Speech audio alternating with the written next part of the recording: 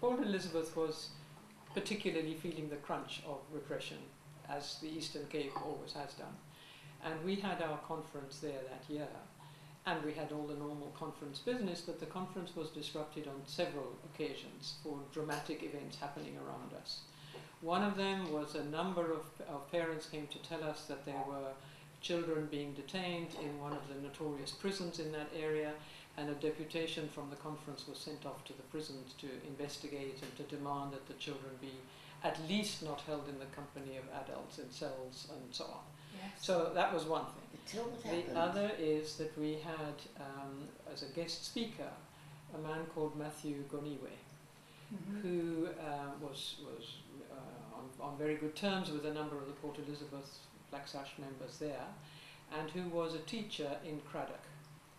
And he was a very inspiring teacher. He was a leading member of the United Democratic Front. He was very highly political. And he had a whole group of young students who revered him enormously and whom he had helped to build into the Craddock Youth Association, and he had established other community-based organizations in Craddock. He was such a force in that area that the Department of Education had planned to transfer him out of that region into another school. And there were immediately riots in Craddock and resistance to his being moved, so strong that eventually the government backed down. Anyway, here was this very fine, young, personable teacher, and he came to give a speech at our conference. He was a huge inspiration. A number of us were murmuring to ourselves, there is our next Minister of Education. We hope. He was a fantastic man. A few months later, he and 3 others were assassinated by the security police. And that is a whole other story, long told in the Truth Commission and in many other ways. It is an amazing story. But the loss to the country, apart from anything else. And the huge, for us as the Black Sash, I think it took us a step forward in our understanding of what was really happening in the country. The other thing that happened... But your first reaction just be, I mean, until that moment, you must have thought, you must have speculated that people could be assassinated, but to be that close to... Yes, I mean, we knew of people who had been assassinated, but we hadn't always had a close discussion with them 3 months earlier. The other thing that happened during that conference was that people from a nearby, smaller town called, well, it's pronounced Uitenhage or Uitenhage, but anyway, it's near Port Elizabeth. And again, parents came to say, we believe that our children are being held in the police cells and we can't get any answers. And so once again, a delegation was sent from the conference to go and try and find out. And the leader of that delegation was Molly Blackburn, who was a significant force in the Black Sash. And she strode into the police station, demanded to see the senior police officer, was told he was not present, marched off down a corridor, flung open a door, and there in the room was a man shackled to the table being beaten up. And what instinct took her to that door, none of us knows. But anyway, she witnessed this scene. Meantime, another Black Sash member was having some altercation with the policeman in the charge office, whom she accused of being drunk. So one way or another, there was a huge performance in that police station, and eventually we think that the person being who was shackled and maybe other youth were let out the back door, and the parents succeeded in getting their children back, but of course we had a big press story on our hands, and that turned into a whole lot. Anyway, as a conference, it was a turning point, I think, for the Black Sash. When in July, I think 20th of July, Matthew Goniwe and the other 3 were assassinated, there was a massive funeral planned in the township of Craddock, which is called Lingelichle. And it was decided that, well, people went from all over the country, but a number of Black Sash people went in buses which were organized by the United Democratic Front. So we all streamed into Lingelichle, we slept on the buses, we slept wherever we could find a bed, or we didn't sleep. thousands and thousands of angry young people. Many of the church leadership from all around the country came to conduct the funeral of these four.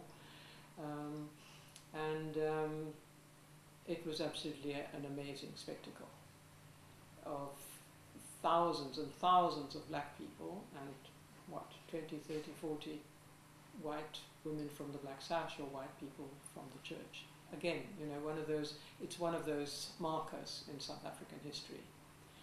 On the way home, in the buses, the day after the funeral, we heard on the radio that the president had declared a state of emergency. Right. I think that was the 20th of July, 1985.